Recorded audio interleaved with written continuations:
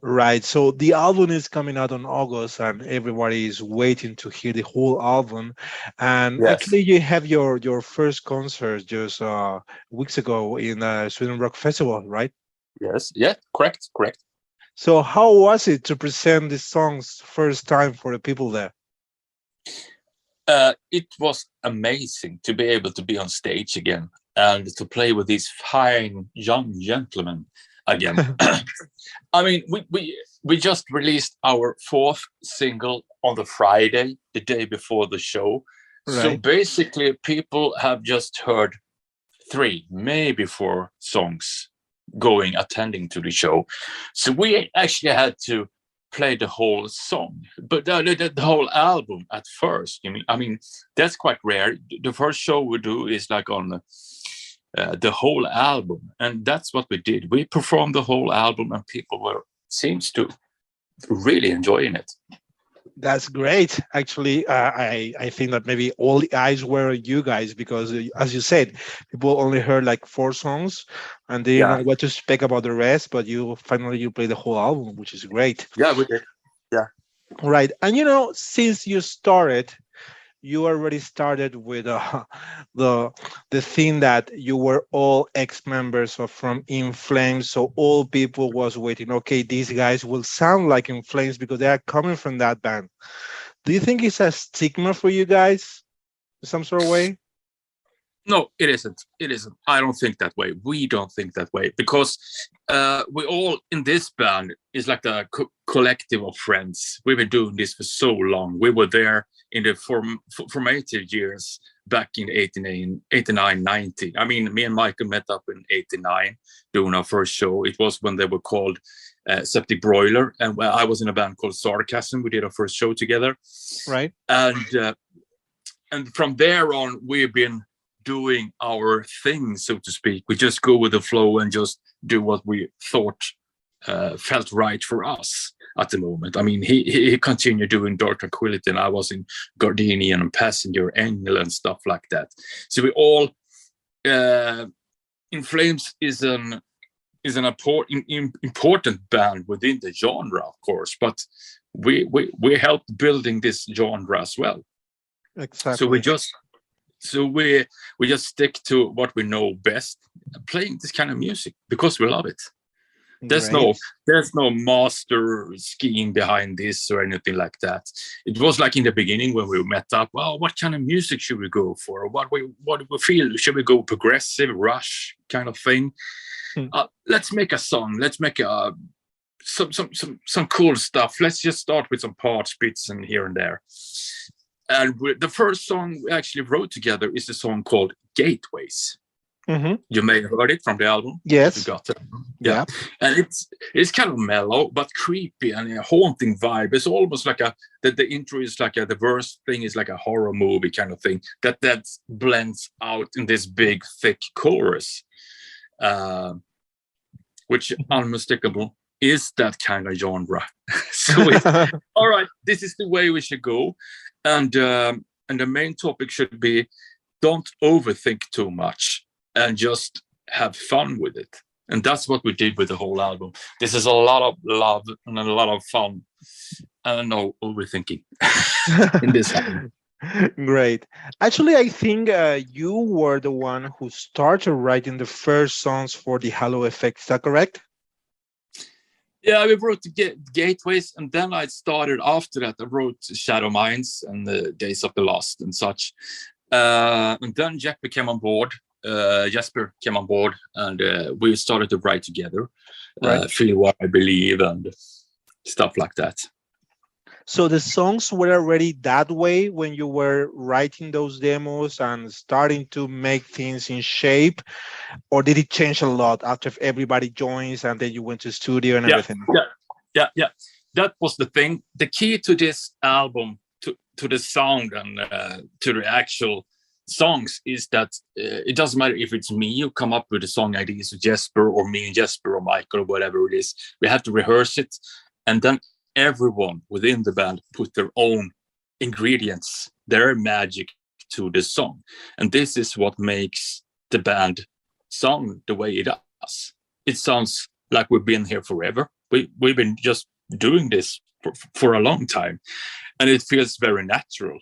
And that was the case when we wrote this song. So we wrote it together. For instance, maybe I did a skeletons of a song. I sent it to the other guys. And then the next day, Daniel comes to rehearsal. Oh, guys, I have another arrangement for this song. Can I try this? Yes, of course. And then it sounded fucking awesome. Yeah.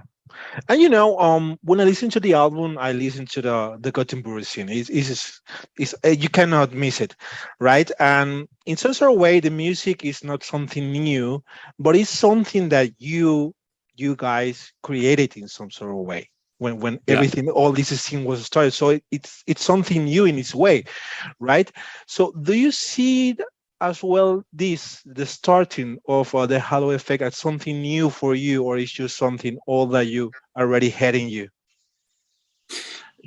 Yes, as I said previously, we helped building this genre. We are all part of this genre, right? But we wanted to do something fresh with it when we started this band. We just want to, I mean, some songs, some riffage from this album is from 91, from a demo with my old band Sarcasm and stuff like that. But we kind of reused it because it fitted. It felt just natural and felt good within the song. I mean, the verse riffage for The Truth Worth Lying For is written in 1991. And it's really fun to do such a thing too. I mean, I collect riffs. I love riffs. And I make music all the time. And it's this kind of music should be from the heart, and it can't be another way. It has to be from the heart. Otherwise, it's just waste of time, I think. Right. No, it's inevitable to think about In Flames because you guys were there. In some sort, in any point of writing or recording this album, did you thought, okay, this sounds too much like In Flames, I'm gonna change it? No, never. We just did. This is a good part. This is a good song. I mean, Jesper have his signature of writing and his signature of melody and his way of playing guitar, and so do I. And we can't fake or be someone else because that's what we've been doing for 30 years, and we do this kind of music, and we're having fun doing it. Right. I wrote in another interview that you guys made that someone asked you if this debut album feels like a continuation to Root to Remain. What do you think about that? I haven't thought about that actually. No, I think that I take that as a compliment. It's a great album, great band. But I mean, as I said, Michael has Dark Tranquility. I'll play with Gardenian, which was very important to me. That was my formative years. And Jesper has had this Dimensional Zero and the Resistance and such. We take all these ingredients and put it in one. And we just go with the vibe and what we feel fits right for the band and for the members in the band. Right. And as you say, you all guys have something else besides the halo effect. But do you feel like the halo effect right now, at least for this debut album, is your priority? It is a priority for all of us. We wanna promote this album and fly with this album because we're gonna tour the album for 7 weeks in the fall with Machine Head and Amon and Amarth and doing a lot of festivals. And we have written more stuff. We got another one coming up. So yeah, it's gonna be more Halo stuff. Exactly, and actually you are coming to Spain on that tour, which is with, as you say, with Amon and Amarth and Machine Head. It's 3 totally different bands, but 3 totally awesome bands, right? Yeah. So what are you expecting about that tour? Because a lot of people they're gonna go for Amon and Amarth and Machine Head for sure, but also for you guys because it's our first chance to see you because you only play in Sweden. So true. I mean, both bands. I love both bands. I'm a huge. I mean, I remember when Burn My Eyes with the Machine Head first Machine Head album came out. That changed my wow. It was like, this is so fucking awesome, and that goes with Amon and Amarth as well. I've been touring with them guys before, and it's very powerful. It's very big, epic, and it's awesome bands. And I think we fit the bill with our melodies and riffs. Right. So having that tour maybe made you not play in other summer festivals, because I think the only festival that you play was Sweden, actually. And I don't know if you have any other dates on summer festivals which are running We right do. now. Yeah, Where, we do. where are We you do playing? on Slovakia. We do in Turkey. We're doing Wacken this year. We are doing Japan, Download Japan as well. Right. So it's going to be great. Yeah, I think so. Yeah, totally. And then we will continue next summer with more festivals.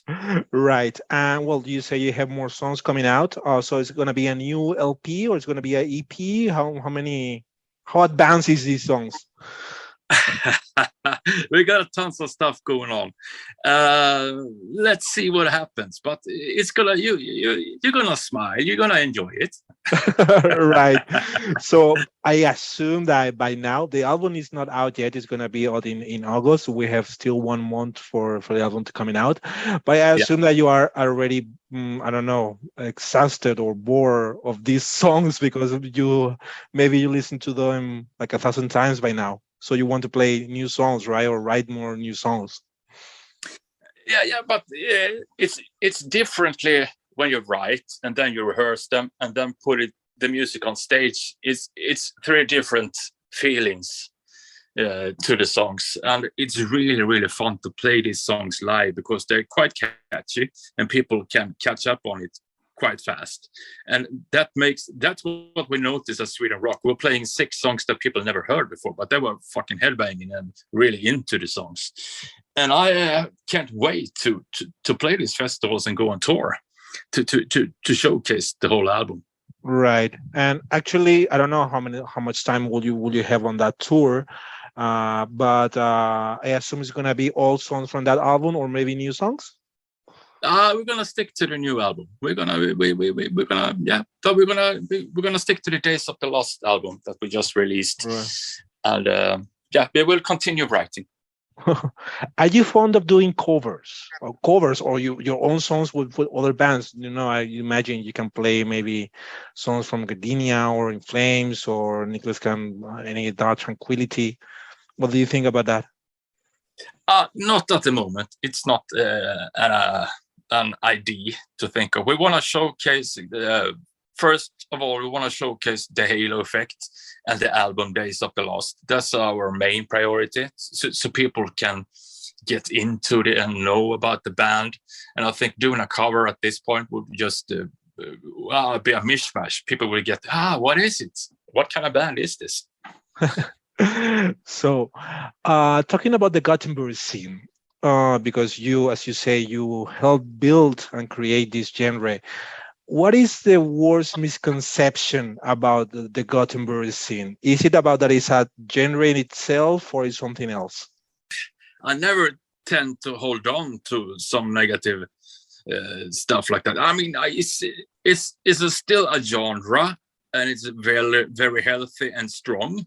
And it's been inspiring and to all continents throughout the world, and be able to doing this, it's just amazing, and so blessed for that. We're so happy about that, and still continue doing this. I mean, we have a new album coming out on the August the 12th, to be exact, and that's a full-on blown Gothenburg death metal album. We are still doing it, we are still celebrating it, and we are sticking it to us to true to our genre and definition of the death metal that we started once. Right. So people knowing you as musicians coming from the death metal scene, they expect you to listen to metal all day. But which is the kind of music that nobody expects you to listen to and you actually listen to? Are you ready, George? Yeah. All right. I'm heavily, deeply into soul, funk, R&B from the mid-60s to the mid-70s. Oh, that's great. Maybe you can incorporate that. You can incorporate that on the next Halo Effect album, maybe. Not really. Maybe the groove. The groove is really heavy. The bass lines, yeah, dig it. Yeah, that's really cool. Great. Well, Niclas, thank you so much for your time for the interview. We are going to see you when you come here to Spain with Machine Head and Amon Amarth, and hopefully we can see you on your own tour next time on with our second album. Yeah. Thank you so much for the interview, George.